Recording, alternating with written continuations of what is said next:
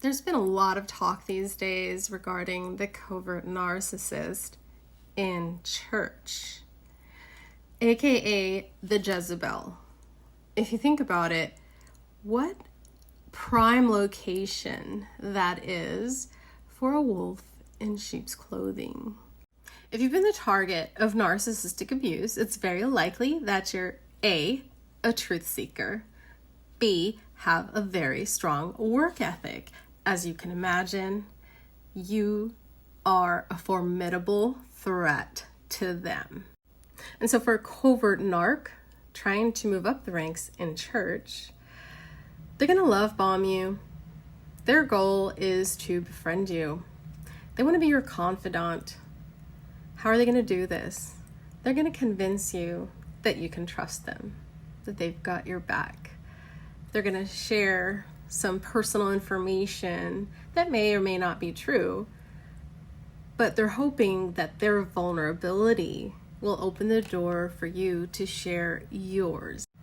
It's very likely that they'll invite you to their life group. They're going to position it as a great opportunity for your friendship and to grow spiritually together. They do this for two main reasons. Because while they're scheming behind your back, they want to keep a close eye on you. You wouldn't dare expose anything negative about them if they're there and you're surrounded by their friends. And two, they want to hear all the dirt. In these life groups, typically a lot of past traumas are shared, a lot of our weaknesses. You know, the number one goal is for us to grow, and iron sharpens iron. But when you have a wolf in there, it's perfect for them. It's handed to them on a silver platter. They will then use this information to begin their smear campaign against you. The truth is, they don't want you having any friends. They can't afford to have you have a support system.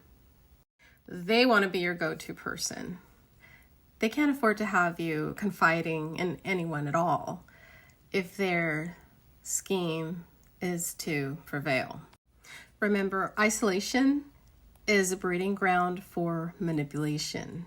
And so another tactic that they like to use is triangulation.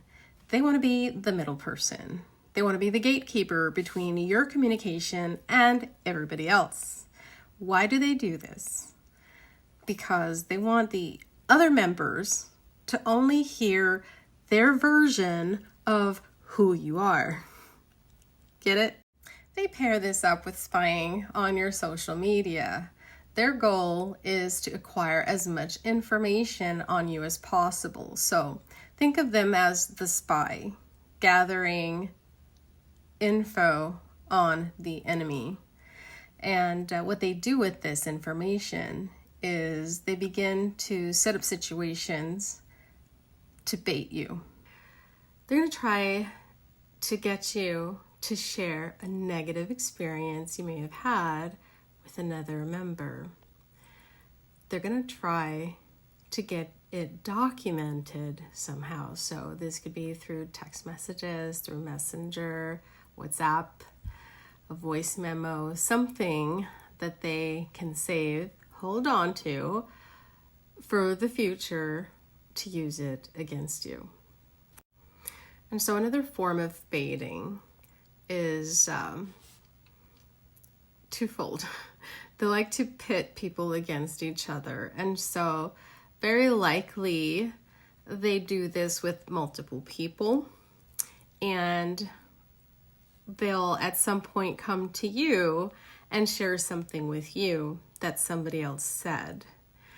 And their goal is to bait you and have witnesses to maybe have you say something negative now against that other person. And so what they're trying to do is set up a reputation of you as being the troublemaker. They then take this information to refine their strategy to take you down. Now, if you're dealing with somebody in leadership and you've figured out what they are, then guaranteed they're going to step things up. If they're convinced that you have dirt on them and could possibly expose them, they're going to release their flying monkeys on you, to spy on you, to bully you. You're going to be noticing them all over your social media, your stories. It's not pretty. Their goal is to completely discredit you. This way, should you ever choose to speak up, no one will believe you. One of the telltale signs that you've been the victim of a smear campaign is that you'll begin to notice these members, one by one, who used to greet you with joy and excitement, now don't even acknowledge you. And so this can leave you heartbroken, wondering, what was it that I said? What did I do that triggered this sudden shift in their opinion of me? And so sadly, in many cases, this is what can cause people to leave the church. Make no mistake about it. This is a spiritual battle. The strategies used to advance in the kingdom, in this case, are the opposite of what a Christian is supposed to do. And because this is a spiritual battle, we can understand that it's not personal. God is separating the wheats from the tares.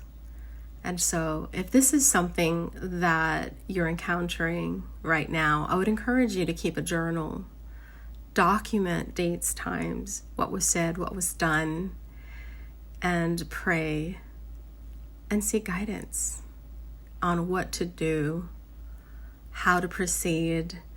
But one thing's for sure, your eyes are open.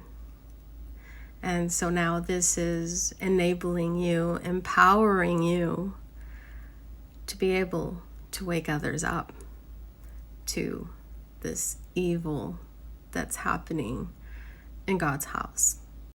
Have you or someone you know been the victim of this type of behavior? Any other tactics? Please share in the comments.